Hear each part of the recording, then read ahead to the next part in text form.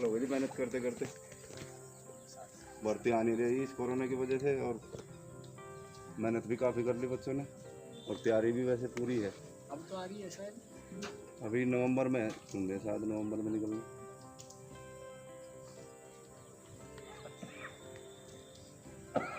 तो महाराज जी कल्याण उनका हो। सदगुरुदेव की जय।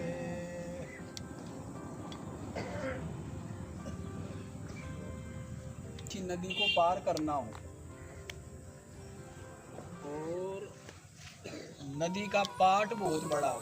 पाट जानते हैं ना, एक किनारे से दूसरे किनारे के बीच की दूरी, फैलाव खूब बड़ा है। और उस नदी में जीव जंतु भी है, उस नदी में बहाव भी बड़ा तेज है ना, और उस नदी में भंवर भी है। तो ऐसी नदी को यदि केवल अपने बाहुबल से कोई तैर करके पार करना चाहे तो बड़ा कठिन है। लेकिन किनारे पर कोई नौका है और उस नौका को चलाने वाला कोई कुशल नाविक है, ऐसी नाव में बैठ जाए तो फिर क्या होता है? बिना भीगे, बिना बहे, बिना जीव जंतु के डर के, बिना भंवर में फंसे आसानी से पार हो जाता है। वैसे ही भाई ये जो है ना, आपके गुरुजी फौजी परमिंदर सिंह निस्वार्थ भाव से आप लोगों के साथ कितना परिश्रम करते हैं और सही दिशा निर्देश देते हैं, मार्गदर्शक।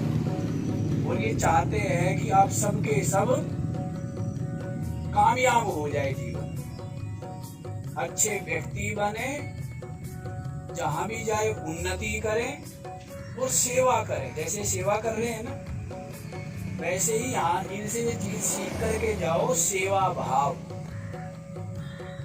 ये नहीं कि पुलिस में भर्ती हो गए और फिर क्या करना शुरू कर दें, लूटपाट, रिश्वत। सेवा भाव लेकर के जाना चाहिए कि जैसे सेवा कर रहे हैं ना, कुछ लेते हैं आपसे,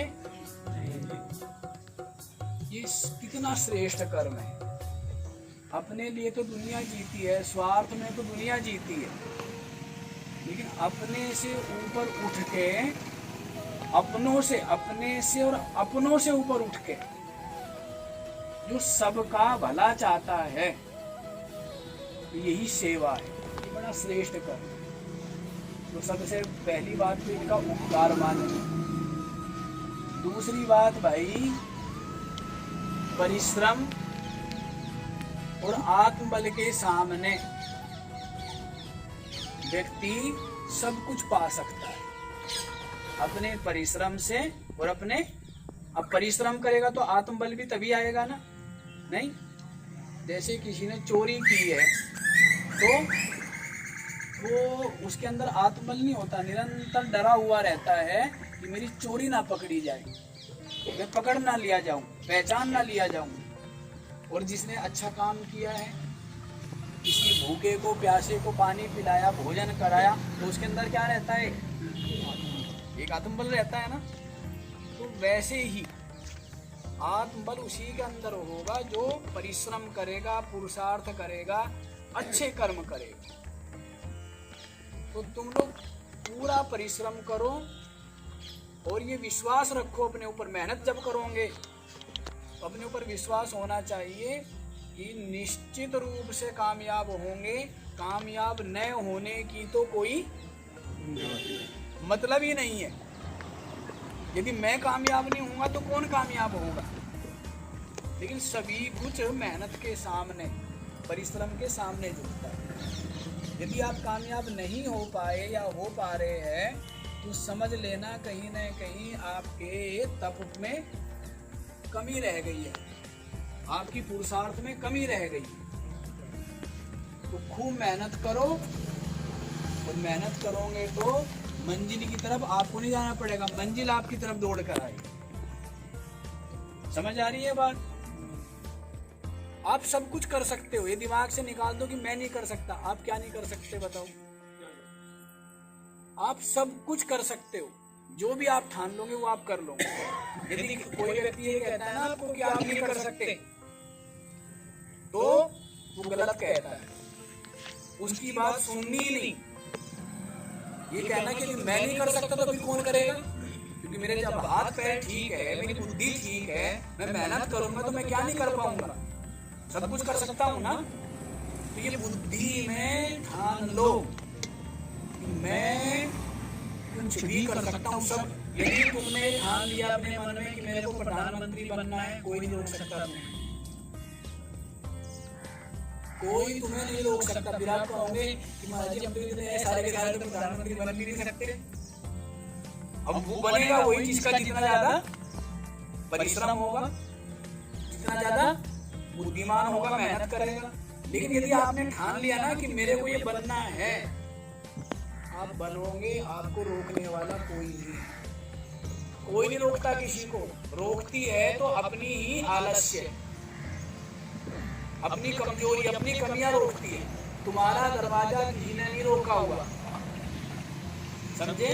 कभी तुम समझो कि भाई वो शनि बिगड़ गया या राहु बिगड़ गया या वो बिगड़ गया, किसी का कुछ नहीं बिगड़ा है, समझ आया। तुम्हारा रास्ता केवल किसने रोका है, तुम्हारी मेहनत की कमी ने रोका हुआ है। मेहनत करो, जो तुम चाहोगे वो तुम कर सकते हो निश्चित रूप से। इसमें बिल्कुल भी संशय दिमाग में मत रखो, और फर्स्ट रहने के लिए प्रयत्न करो।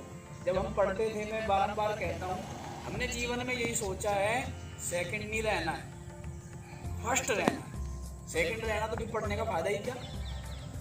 यदि हम पढ़े, यदि दौड़े और हम क्या रह गए दौड़ में, सेकंड रह गए। क्यों रह गए सेकंड? फर्स्ट के लिए परिश्रम करना। परीक्षा 100 अंक की होती है ना, 100 अंक के लिए परिश्रम करोगे ना, कितने आएंगे? 95 तो आएंगे ही, 90 तो आएंगे ही। अब तुम परिश्रम ही 30 के लिए करोगे तो कितने आएंगे? 10 आएंगे। क्यों जी? परिश्रम कितने के लिए करेंगे?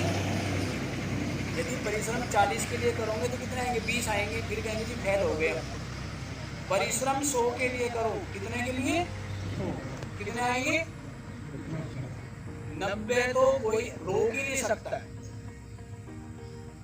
घबराते क्यों? मेहनत से डरते हो क्या? कमाल के आदमी, मेहनत से डरने की क्या जरूरत है? घोड़े कभी मेहनत करेंगे, मेहनत से कभी नहीं घबराना चाहिए। हमें तो आज के समय बड़ा आश्चर्य होता है कि लोग परिश्रम से डरते हैं। देखो, हम जीवन में परिश्रम से कभी नहीं डरे, और जीवन भर परिश्रम ही परिश्रम किया, परिश्रम ही परिश्रम। और अभी भी मैं सबसे कहता रहता हूँ कि अभी भी हम इतना परिश्रम करते, आपको तो लगता है कि हम बैठे हैं, इतना परिश्रम करते, इतना परिश्रम करते, बहुत परिश्रम करते, और हमें परिश्रम करने में आनंद आता है। कुछ भी काम, यदि आप समझो कि खेती करना, ये तो आनंद की चीज है, आनंद आनंद आता है। अब बोझ मान लो तो बोझ लगने लगेगा, और परिश्रम मान लो, आनंद लो तो आनंद नहीं आता है। हर काम में आनंद है। अब आप खेलते हो, समझ की तो बात है, इतना खेलते हो और फिर भी आप थकते नहीं हो। और एक मजदूर है, वो मजदूरी करता है, थोड़ा सा ही काम करेगा, लेकिन क्या हो जाएगा, वो थक जाएगा। क्यों? क्योंकि उसको उसमें आनंद नहीं आ रहा ना। और आपको खेलने में क्या आ रहा है? आनंद आ रहा है। तो इसलिए इतना मेहनत होने के बाद भी आप थके नहीं, और वो थक गया। तो हर चीज में आनंद लो, हर चीज को क्या बना लो? अपने कर्म को पूजा बना लो, आनंद लो। क्या समस्या है? किसी काम में कोई समस्या नहीं है, आनंद आता है। अब शरीर ठीक हो रहा है, आप लोगों का मजबूत हो रहा है, कैसा लगता है? अच्छा लगता है, नहीं लगता आप लोगों को?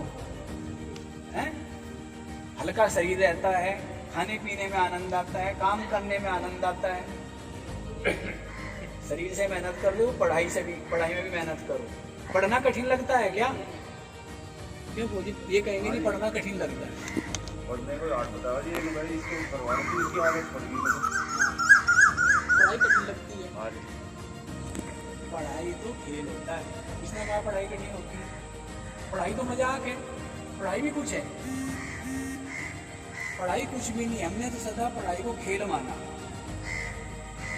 अब कहना तो चाहिए नहीं तो जो हमारी पढ़ाई होती है महात्माओं की, वो जो करते हैं हम लोगों के आचार्य आदि, तो उसमें करीब 9 वर्ष लगते हैं, और हमने वो सारा का सारा 2.5 वर्ष में हमने सारा का सारा पढ़ दिया, सारा का सारा। पढ़ाई तो खेल है, कुछ भी नहीं है। बोझ मत लो, टेंशन मत लो दिमाग के ऊपर, खुश होके पढ़ो। एक बार पढ़ोगे पूरे ध्यान से पढ़ो, याद करने का प्रयत्न करो। नहीं याद हुआ टेंशन मत लो, बिल्कुल भी नहीं हुआ, नहीं होता है। भूल भी गए तो भी कोई टेंशन नहीं, दोबारा करो। दोबारा भी किया उसके बाद भी भूल गए, कोई दिक्कत नहीं है, तीसरी बार करो, फिर नहीं भूलोगे। सब भूलते हैं, समझ आ रही है बात? कौन नहीं भूलता? कौन नहीं भूलता? सभी भूलते हैं, और तुम लोग घबरा जाते हो कि मेरे तो याद नहीं होता जी। समझ आई बात? तरीका पढ़ो, ध्यान से पढ़ो। ये नहीं कि 4 घंटे पढ़ो, आधा घंटा पढ़ लो, 1 घंटा पढ़ लो। पानी पास में रखो, पानी पीते रहो 1-1 घूंट, ठीक है? हर 15 मिनट में 20 मिनट में 1-1 घूंट पानी पीते रहो, थकेंगे नहीं, दिमाग भी नहीं थकेगा, शरीर भी बिल्कुल ठीक रहेगा। और पढ़ो, आधा घंटा पढ़ो लगातार। उसके बाद फिर 5 मिनट का 2 मिनट का रेस्ट ले लो, आंखें बंद करो, बिल्कुल शांत आनंद में थोड़ी सी देर ऐसे बैठ जाओ, फिर ध्यान से पढ़ो। ये नहीं किताबें लेकर बैठे रहो। तो पढ़ाई भाई कठिन नहीं है, एक बार पढ़ोगे, दूसरी बार पढ़ोगे, तीसरी बार में पक्का हो जाएगा, भूलोगे नहीं। और तीसरी बार में भूल गए ना तो भी टेंशन लेने की जरूरत नहीं है। समझ आ रही है बात? चौथी बार कर लो। दिक्कत क्या है? ये समझो भर्ती होगी, और भर्ती में मान लीजिए 50 लोग आएंगे, ये ठान लो कि 50 हम ही तो आएंगे, हमारे अलावा और कौन आएगा? क्या टारगेट होना चाहिए तुम्हारा? आता है ना वो सुपर 30 सुना होगा तुम लोगों ने। जो पढ़ाता है एक व्यक्ति, तो उसके 100 के 100 उसमें IAS अधिकारी बनते हैं। जो 30 बच्चे वो लेता है, 30 के 30 का चयन हो जाता है। 30 बच्चे लेता है वो पढ़ाने वाला, 30 के 30 उसके चयन होते हैं। तो वैसे ही ठान लो, यदि मान लो 100 की भर्ती हुई, 50 की भर्ती हुई, तो कहना है तो फौजी वाले ही हो जाएंगे 50, तो बाकी दुनिया भूले की रह जाएगी। क्यों भाई? है अपने ऊपर विश्वास नहीं है? तुम्हारे ऊपर किसी को विश्वास हो या ना हो, तुम्हें क्या होना चाहिए? क्या होना चाहिए? अपने ऊपर विश्वास रखो। इसके ऊपर है विश्वास नहीं? अरे तुम्हारा गुरु तगड़ा है, तुम चिंता क्यों करते हो? अपने ऊपर विश्वास होना चाहिए तुम्हारा। समझ आया? शरीर को भी स्वस्थ कर लो, तकड़े हो जाओ, और पढ़ाई में भी घबराने की जरूरत नहीं है। यूँ पढ़ दोगे, पढ़ाई भी कुछ है क्या? और कठिन लगती हो तो मेरे को बताना, मैं बता दूंगा तरीका। पढ़ाई कुछ नहीं होती है, थोड़ा ध्यान दो, हो जाएगी। ठीक है, चलो अभी के लिए समय ज़्यादा हो गया, इतना ही। और इनका फौजी परविंदर सिंह का बहुत धन्यवाद है, इतना सेवा कर रहे हैं। ऐसे व्यक्ति से तो हम भी थोड़ा सा वैसे चिढ़ सकते हैं क्योंकि इतना अच्छा काम कर रहा है, और इतना अच्छा काम कर रहा है, हम सोचते कि इतना अच्छा काम तो हमारे जैसे को करना चाहिए। इतना बढ़िया काम नहीं, ऐसी सेवा करना भाई। तुम्हारे गांव में कोई कुत्ता, कोई गाय आदि जैसे आवारा पशु होते हैं ना, उनको बीमार हो, घायल हो, उनकी सेवा किया करो, सबका आशीर्वाद मिलेगा, तुम जीवन में कामयाब हो। सेवा भाव रखो, दया भाव रखो। समझ आ रही है बात? और अपने घर में जो पशु पालते हो ना, ये समझ रहे हो हुक्म सिंह, जो बैल भैंस है उनको मारना नहीं, हिंसा नहीं करनी। समझ आई बात? प्यार करो सभी जीवों को। समझ आ रही है बच्चों? जो झोटा मुर्गी होते हैं, झोटा, उसको कष्ट नहीं देना, प्यार से रखना। ठीक है, चलो बोलो सत साहिब। और जल्दी जल्दी प्रसाद लो।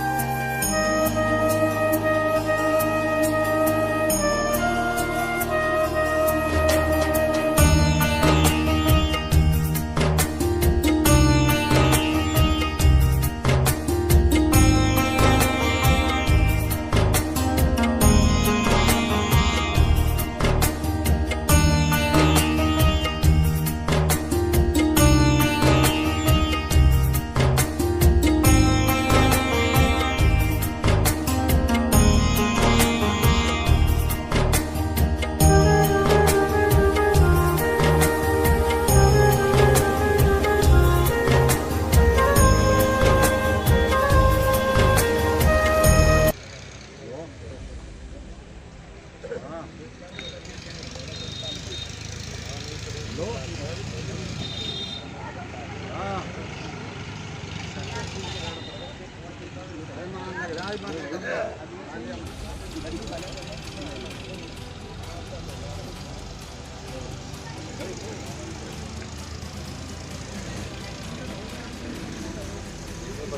हमारी तरफ से ना वो एक ही बात इसमें तो इसको हमारी तरफ से फल दे देना बच्चे को करते ही रहते हैं।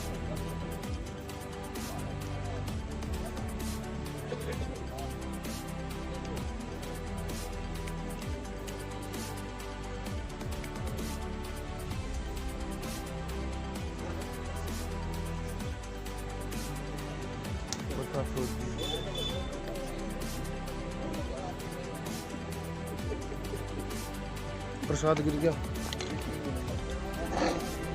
आपका प्रसाद कद तोड़ दिया।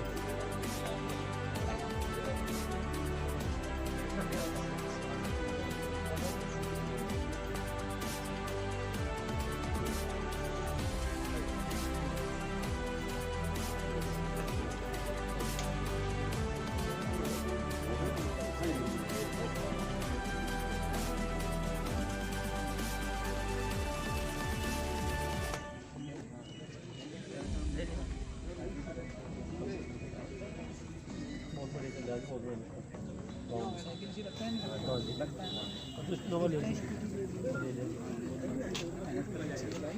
ठीक है ना। मैंने सोचा कि मैं तो लोगों की सहायता कर सकता हूँ, शरीर हो जाता है तो ये तो तेरे हाथ में नहीं है ना।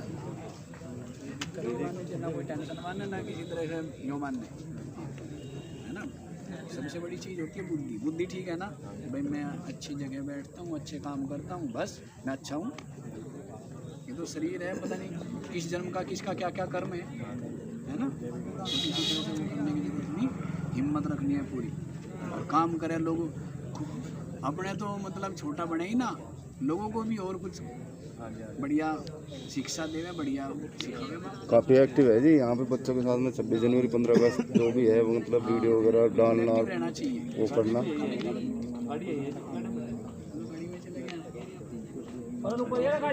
अब वो आपके गांव का समझो सबसे धनी व्यक्ति, सेवा मिल रही है। हम सत्य बताएं, हम ढूंढते रहते हैं, हमें मिलते नहीं है लोग कि हम किसी की सहायता करें वो करें। सत्य कह रहा हूँ। अभी भी जैसे लॉकडाउन हुआ तो मैंने मनीष को बोला कि भाई जाओ जगह जगह देखो, कोई महात्मा ऐसे भी होते हैं कि जो ना भंडारे में जाते हैं ना जिनके भक्त लोग हैं, कुटिया में रहते हैं, तो देखो पता करो, तो वहाँ पर आटा चावल दाल चीनी पहुँचाओ। ऐसे तो बहुत भीड़ हो जाएगी और दिखावा भी पूरा होगा, लोग फोटो भी खींचेंगे, लेकिन उनका कोई औचित्य नहीं है, उनको वास्तव में ज़रूरत भी ना हो। तो फिर उसने महात्माओं से पूछ करके गाड़ी में रख के ले जाता था चुपके से और महात्माओं को देता था। और आपको घर बैठे सेवा मिल रही है। ऊपर वाले को बोला यदि ऐसी सेवा हमें मिले तो हम अपने आप को सौभाग्यवान हैं, ठीक है ना। तो भाई बच्चों समझ आया, सेवा जीवन में बड़ी चीज़ है। अभी तुम्हें पता है कोई भी घायल हो, कोई भी जीव, सेवा कर। फर्स्ट में जैसे आर्मी से रिटायर होने के बाद आ गया, मेरा टारगेट वहाँ से ही था, मगर मैं बैंक की सर्विस करूँ, घर जाऊँगा। ऊपर वाले ने वो भी पूरी की, मतलब बैंक की सर्विस भी हो गई। वहाँ आर्मी में सेना मेडल मिला और वहाँ से बढ़िया अवार्ड लेकर आया, राष्ट्रपति नौकरी भी लगी। वहाँ से जैसे दंगे वहाँ से डाइवर्ट होगी लाइफ एकदम, नौकरी थोड़ी सी डिसमिस, उधर से इस तरफ आ गया जो वहाँ से रास्ता बदल। ये कई कावड़ों के बराबर काम है, ठीक है ना। कावड़ लाना सामान्य काम है और ये बहुत बड़ा काम, बहुत अच्छा कर रहे हैं आप। और भी कुछ होगा आगे हम बताएंगे, ठीक है। कोई भ्रमित होने की जरूरत नहीं। मेरे मन में यही सवाल था, मगर महाराज जी कुछ होगा ऐसे कई बार ऐसे आवे कि हाँ इतना पैसा इतना हो जाएगा, ये इंसानी मन है ना, लोभ लालच पर हावी नहीं होने देना। इससे बड़ा लोभ क्या होगा। ये बच्चे देखो जितने फोन मेरे पास में आते बेचारे, मेरे रिश्तेदार परिवार के लिए जितने मतलब जो आर्मी में जा रहे हैं कहीं भी जा रहे हैं, उन बच्चों के मतलब संडे को या वैसे हफ्ते में एक बार पक्का बात करें गुरु जी कैसे और खुश होते हैं बेचारों के चेहरे पे। खुशी से बढ़ के क्या चीज़ है। छोटा सा बच्चा आता है, उसके लड्डू दोस्त में खुशी मिलती है, हमें भी आना सबके जीवन में खुशियाँ ये आपके द्वारा हो रहा है, जल्दी मिल जाएगा। ठीक है।